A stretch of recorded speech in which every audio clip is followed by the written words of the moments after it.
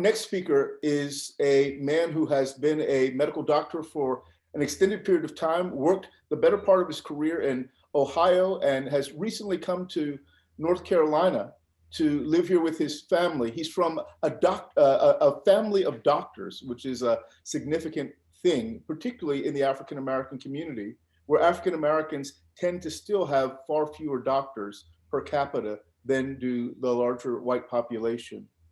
Dr. Gus Parker is going to come and share with us a bit tonight about his understanding of what it is that we need to do to begin to move towards a more just system. And after Dr. Parker speaks, he will be questioned by none other than the Rabbi, Dr. Mark Gopin from George Mason University. Dr. Parker. Well, good evening, and thank you, Reverend Dr. Sadler. I'm honored to be a part of this discussion tonight. And Dr. Sachs did a great job of framing a lot of the conversation, so I won't be redundant. But let me just say that certainly we're aware that in 2020, the nation's consciousness was raised around issues of social justice. And we're all pretty much familiar with that as it relates to the criminal justice system.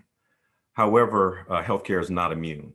And I think you did a good job of utilizing the quote by Dr. Martin Luther King, and I won't belabor that, but I do want to start with and touch on a few items. One being a few stats to start off with. I'm not going to bore you with stats, but I think they're important. And one is infant mortality. Now, infant mortality is defined of a death of an infant before it reaches its first birthday within that first year, expressed per 1,000. And the reason that's an important statistic, both locally, regionally, and nationally, because it's a mere reflection of the overall health of the community. And that statistics says that Blacks, brown, people of color are 2.5 to 3 times that of white, that infant mortality statistic. And North Carolina has consistently ranked around 40th out of 50 states worse for infant mortality. When we look at maternal mortality, that's the number of deaths per 100,000 as it exists from the time a woman's pregnant until 6 to 8 weeks postpartum. And a lot of those maternal deaths are found in the hospital system. And for Blacks, it's like 44 compared to white counterpart, which is about 13. The other thing is that of all those deaths that occur, 59% of those are deemed retrospectively to be preventable. In other words, Blacks are 3 or 4 times more likely to die during the perinatal period. A few other statistics that I think help frame this is that 36% of African-American men are deemed to be obese, 36%, 40% hypertensive, and probably about 3.7 million African-American men over the age of 20 are diabetic. If you looked at this from the statistics I just gave you, someone from the outside may say, gosh, that race of people, it's a problem for them. Well, the problem's not race. The problem may be just racism. I mentioned earlier that infant mortality statistic is a mere reflection of the overall health of the community. The reason I think that's so important and such a shocking statistic is because if we can't take care of our most vulnerable population, which are newborn infants, then what does it say about the care that we deliver for the rest of our society at large? You know, we heard the voice of George Floyd and others of I can't breathe. But when we think about systemic racism, it made me very much aware of environmental racism and can't breathing. Those effects are sometimes very insidious and manifest over a long period of time. And it's a construct, but zip code, where you live, where you work, play, and learn, those things matter. Many of you are familiar with the term of redlining and its landscape of inequality. I want to read a quote to you from 1910 by the mayor of Baltimore, Maryland, Mayor Barry McCole. Quote, Blacks should be quarantined in isolated slums in order to reduce the incidence of civil disturbance, to prevent the spread of communicable disease into the nearby white neighborhoods, and to protect property values among the white majority. So redlining started certainly in the 1910s and up in through the 1930s and exists today, where African American communities were too risky for investment, denied home loans, and devalued that property.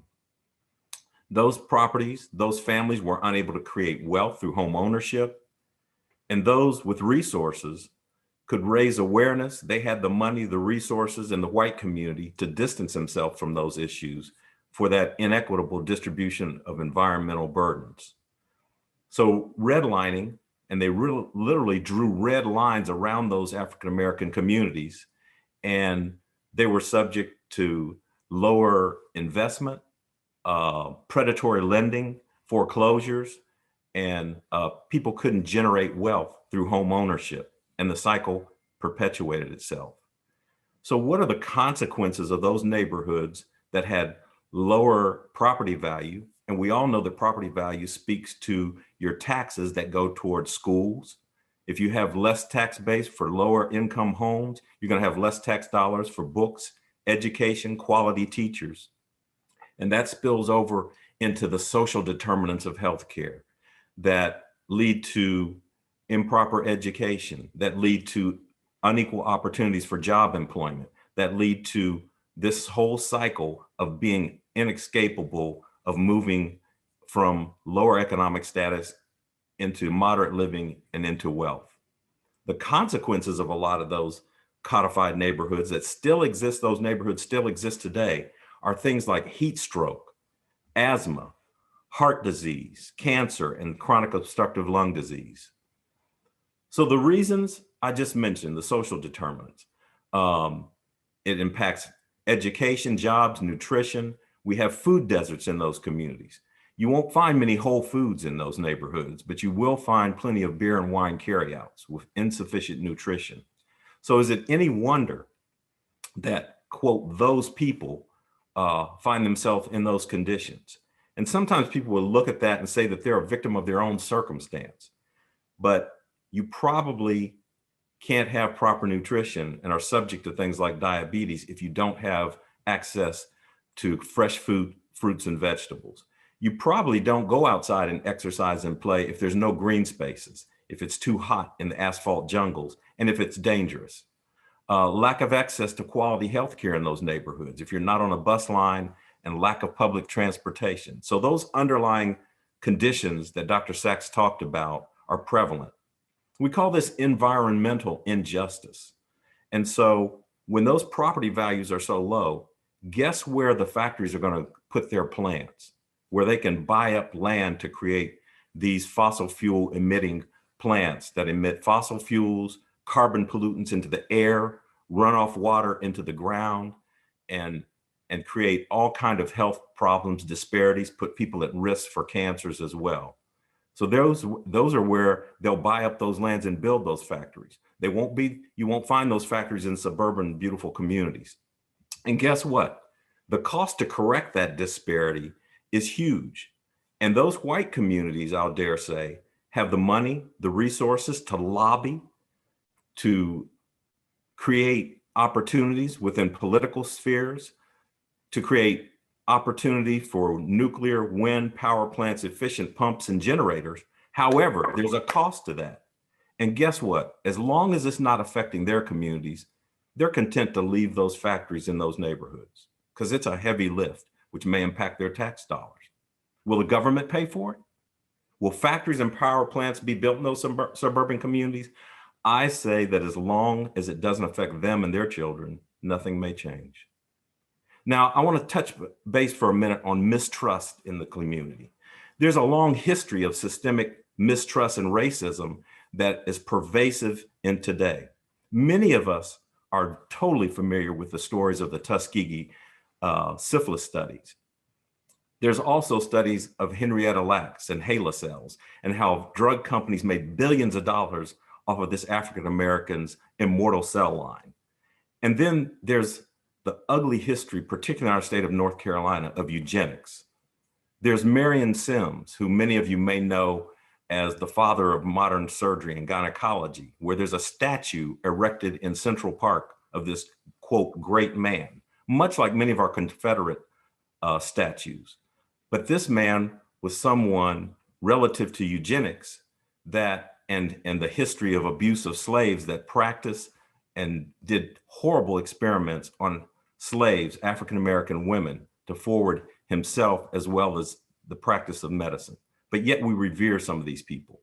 The propagation of those histories and myths still persists today, even to the point of vaccine mistrust and hesitancy in the Black community.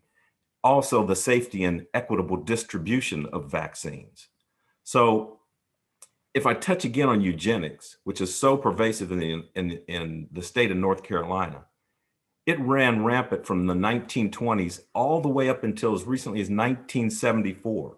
And if you're unfamiliar with that, it's the forced sterilization of those that were deemed to be feeble-minded, promiscuous, prone to alcoholism in an attempt to improve the gene pool and separate out Blacks that might have a drain on the state's economy, welfare reform. So it's crazy to think that that was legal in 31 states and pervasive in the United States and still on the books in some places as recently as 2003, forced sterilization, where young Black boys and girls were sterilized. It became so common, it became a term called Mississippi appendectomies. Another thing I want to touch on very briefly is implicit racial bias. And that's our subconscious prejudices that Dr. Sachs mentioned, or our blind spots from messages that we received about over a lifetime about how we perceive people of color.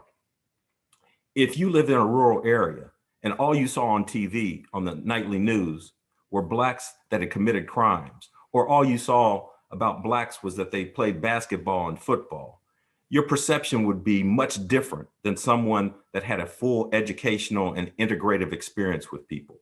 We as healthcare professionals, we also have these unconscious biases, and those affect how we recognize, diagnose, and treat people. We may not just be hiding our prejudices, we may not recognize that we have them. And so we've got to move beyond that and think about where we go. Some of those examples real quickly, and Dr. Sachs mentioned these, that Blacks are less likely to receive life-saving treatments.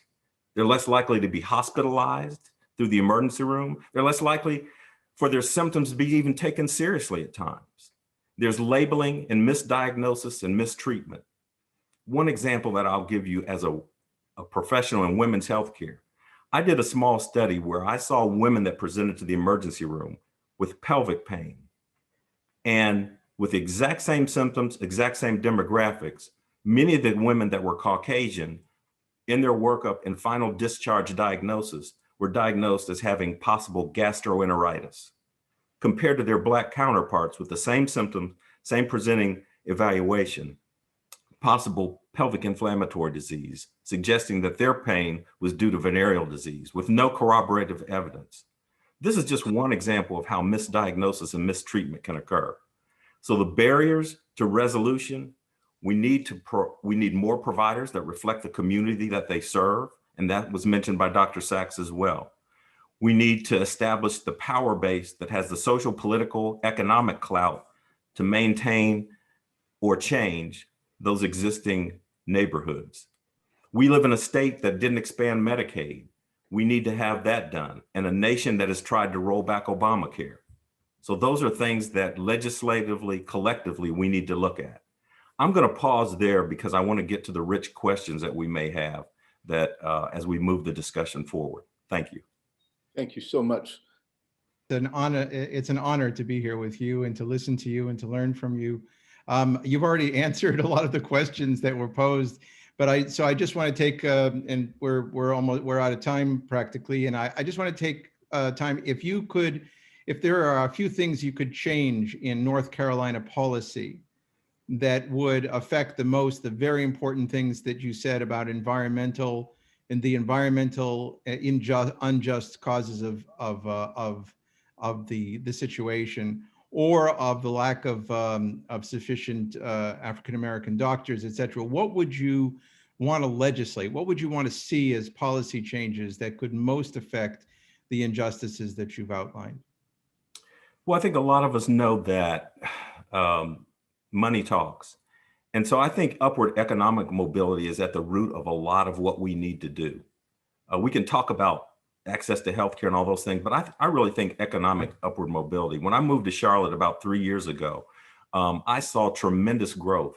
I forget what the number is, how many people move into this state per day, into the city per day. And as I see all those buildings being built downtown, I had a thought that, and I've seen this happen in other small venues, but if everyone that was a building was going up, if they had to be required in their building permit to employ 13% of their workforce from the African American, brown, and black communities to get that building permit, but not only employ them, but they also had to provide them transportation to the job.